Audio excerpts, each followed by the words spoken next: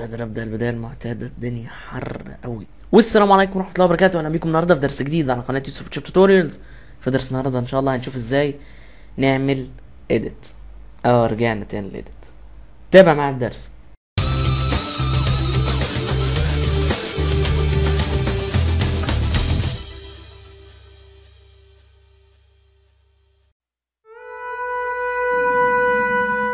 في درس النهارده ان شاء الله هنستخدم ايه البدايه الغريبه دي. في درس النهارده ان شاء الله هنعمل اديت زي اللي ظهر قدامكم على الشاشه ده قبل وبعد. دي النتيجه يعني ان شاء الله بتاعت النهارده. شارك في خروج درس النهارده عن النور المصور الجميل، صوره جميل قوي بصراحه، احمد هلال، ده البروفايل بتاعه اللي عايز يكلمه على الفيس. بجد شكرا ليه ان هو شارك بصور كتير، شارك تقريبا ب6 صور، فما شاء الله صوره جميل قوي. الصوره بتاعت النهارده ان شاء الله هتلاقيها تحت في الديسكريبشن، ده بعد اذنه طبعا. وكمان عايز اشكر حد تاني، عايز اشكر الفنان ربيع الجميل اللي هداني الهديه اللي قدامكم دلوقتي على الشاشه دي. بجد كانت مفاجاه حلوه وخلفيه رهيبه. وده اللينك بتاعه، قصدي يعني اللينك بتاع الانستجرام بتاعه هتلاقوه تحت في الديسكريبشن، عشان لو حد عايز يتابع الشغل بتاعه يعني. زي ما قلت لكم او وريتكم يعني من شويه، دي النتيجه بتاعت درس النهارده. ده بعد وده قبل، ده بعد وده قبل. طبعا اي حاجه ممكن تكون بهراني في الصوره دي هي حاجه واحده بس، هي لون عين الموديل بصراحه. لون بعد الايديت كمان بقى لون مبالغ فيه سبحان الله، بس هو ايه، حاجه ساعدت في ان الصوره تطلع حلوه. تمام، هحط الحاجات دي كلها في جروب واحد عشان نبتدي شغلنا. في يعني ايه يعني اهو، اختار كل دول احطهم في جروب واخفيه خالص الجروب ده. تمام، هبتدي دلوقتي بان انا هاخد ديت كوبي، صوره كوبي، واخش من فلتر واختار كاميرا رو فلتر. ما عندكش كاميرا رو فلتر نقدر نستخدم الهايلايتس اند شادو من هنا، من الايمج ادجستمنت هايلايت اند شادو. اللي هعملها على الكاميرا رو فلتر مش حاجات كتير، دي حاجات بسيطه بس بتهدي الاضاءه اللي في الصوره شويه، عشان اما تيجي تعمل الافكتات بتاعتك تلاقيها ظاهره معاك بنتيجه كويسه. تمام، دلوقتي انا هدي الهايلايتس شويه. الهايلايت اللي هي يعني ايه، الاضاءه، الاماكن المضيئه اللي جايه عليها اضاءه، فههديها اخليها -70 تقريبا. والشادوز اللي هي اماكن اللي فيها ظلال يعني ههديها او هخليها -100 على الاخر يعني. الهايلايتس مش عارف بصراحه انا اعليها ولا نوطيها، بس لا هي احسن ان هي تبقى ايه، حاجه على الهادي كده شويه. تمام، دلوقتي هخلي الوايت برضو حاجه قليله سنه، بس انصحك وانت بتعمل وايت دوس الت، افضل دايس الت وحرك الوايت ده لحد ما تخلي النقط قليله قوي، النقط اللي لونها احمر دي هنفضل نقلل كده لحد ما يبقى لونها قليل جدا، اللي يبقى فاضل حاجه بسيطه اللي هي كده. والبلاك برضو هدوس الت وابقى اخليها لحد ما يبتدي يبان نقط اللي هي هنا كده. يعني انا طول ما انا هنا شايف ابيض بس اول ما تبتدي تبان لي نقط في حته معينه اسيب المؤشر بتاعي. هزود هنا الالوان سنه كده، تمام شويه، وهدوس اوكي. تمام. دلوقتي هروح اعمل ايه، دلوقتي هجيب من هنا، من القائمه اللي هنا دي، هجيب منها السلكتيف كلر. السلكتيف كلر هعدل فيها على 3 الوان بس، هعدل فيها على الجرين عشان الخضره اللي حوالين الصوره، والابيض والاسود. فهبتدي دلوقتي بالجرين او الاخضر يعني. هختار حاجه لونها كويس مناسب يعني للصوره، فانا الصوره هيبقى اغلب الوانها ازرق، فمحتاجه تبقى ازرق واخضر احسن من ازرق واصفر. فدي القيم اللي معانا اهي، 60 و30 و50. ودلوقتي هنزل للوايت او اللون الابيض يعني. لو تلاحظ كل قيمة بتعدل بطريقة، يعني هنا خلت الابيض ابيض مزرق، والناحية التانية شمالها ابيض مصفر، ويمينها ابيض لونه بامبا شوية كده او بينك شوية كده. فانا محتاج اخليها مصفرة سنة، فاخليها 50 موجب 50 اولى، والتانية -50.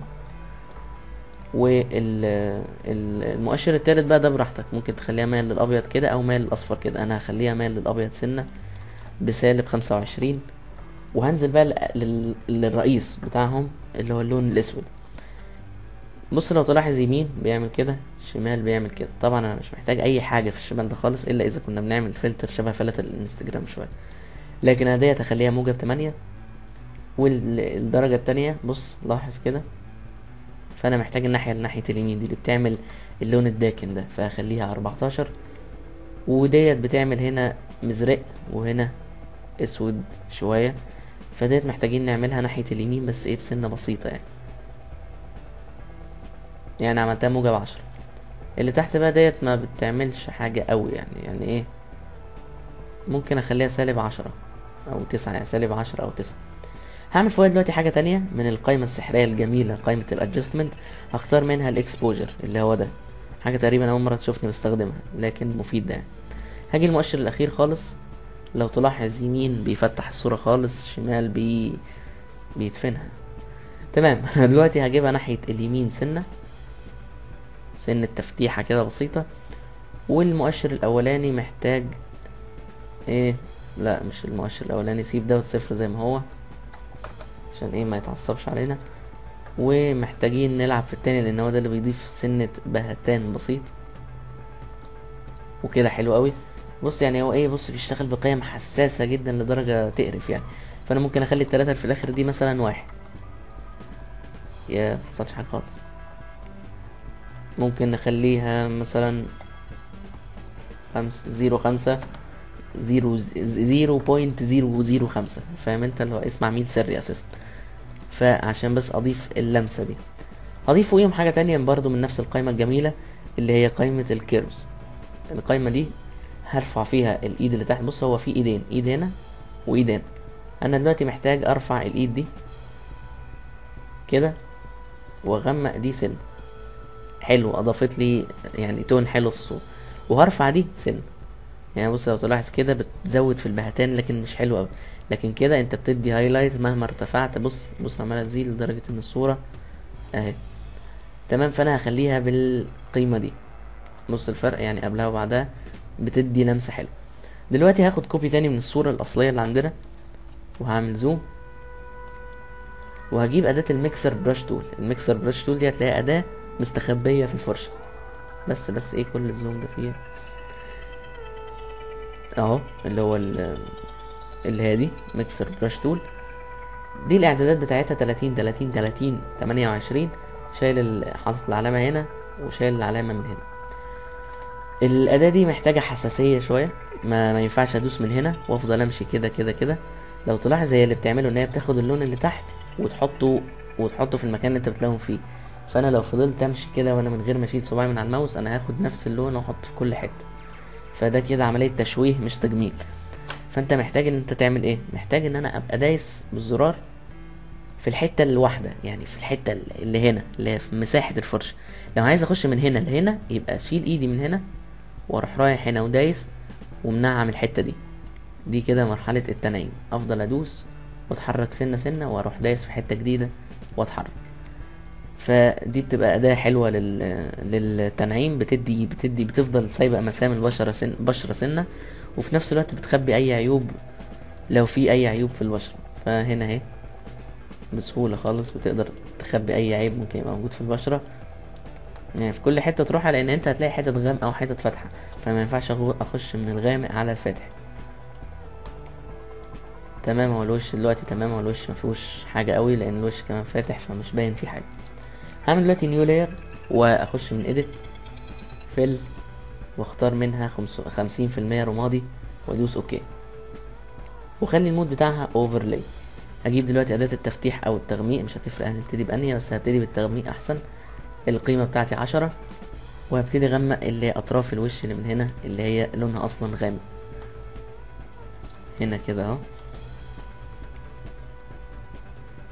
هنا كده. وين اللي بيسأل دلوقتي انا بكبر وبصغر الفرشة ازاي؟ من حرف الدال والجيم بيكبروا ويصغروا الفرشة. بعمل هنا اطراف الشفايف من هنا، يعني دايما التغميق بعمل الطرف اللي فوق والطرف اللي تحت، واللي في النص بيبقى هو اللي فاتح. هنا المنطقة اللي بين اللي تحت المناخير دي اللي بتبقى دايما داخلة لجوه دي. وهنا كمان اطراف الوش من هنا اهو، من هنا كده. بس طبعا عشان الحتة دي فاتحة فمش هتبان فيها قوي. هنا الحتة اللي فوق الجفن سنة بسيطة عشان ما يبانش بس ايه ان الموديل اللي معانا عينيك ان فيها انتفاخ او حاجة. وهنا جنب المناخير وبرضو مش قوي عشان هتبان لونها احمر زي ما حصل دلوقتي كده. طرف المناخير من هنا وكده تمام من ناحية الوش. محتاج اجي هنا هعمل هنا الدراع الناحية اللي تحت لان هي الغامقة، واهو من هنا كده، وبرضو ايه مش قوي، والناحية اللي تحت دي طرف الايد من ناحية اليمين ومن الناحية الشمال. طبعا انا عكست مش مشكلة. تقدر تعمل ايد من هنا كمان ومن هنا ومن طرفها من فوق وطرفها من تحت. هجيب دلوقتي او قبل ما اجيب اي حاجة هاجي هنا اعمل الحتة دي في الرقبة، اغمق الحتة دي لان هي ما فيهاش اضاءة، واغمق الحتة دي كده بتدي ايه عضل شوية في الرقبة. تمام دلوقتي هجيب اداة تفتيح وافتح الحتت اللي ما غمقتهاش كده بقت واضحة.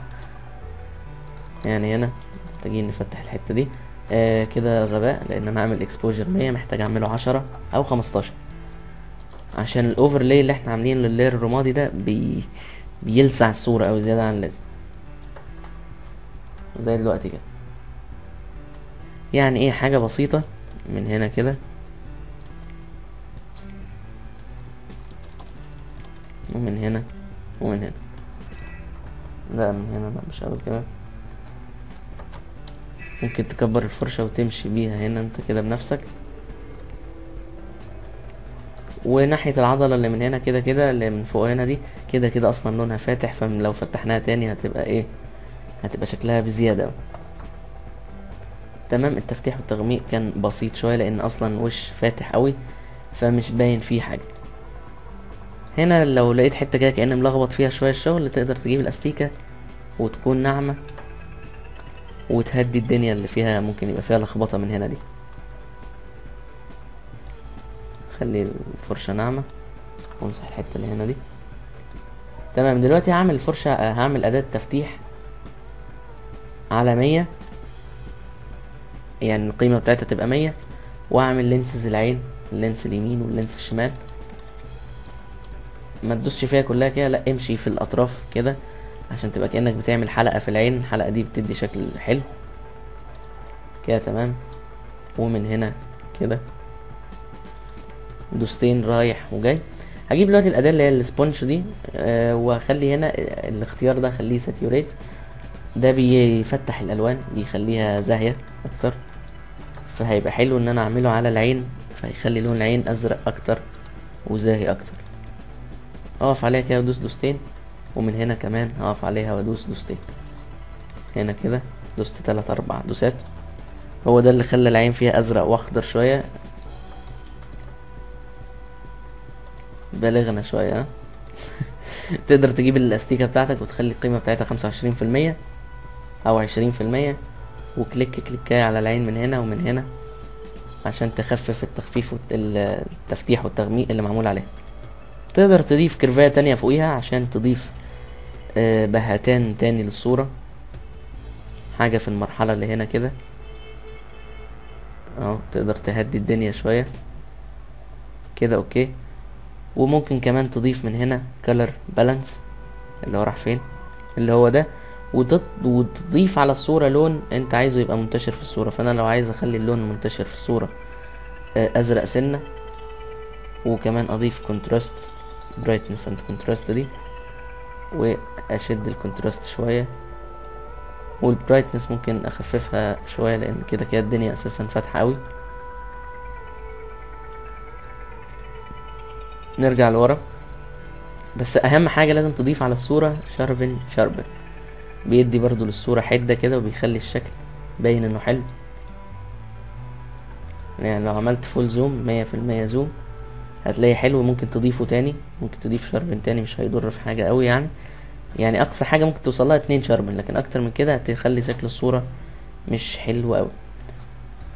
لو ضميت كل دوت في لاير واحد فوق عن طريق الت كنترول شيفت اي عشان اوريكم كلهم مع بعض عاملين ازاي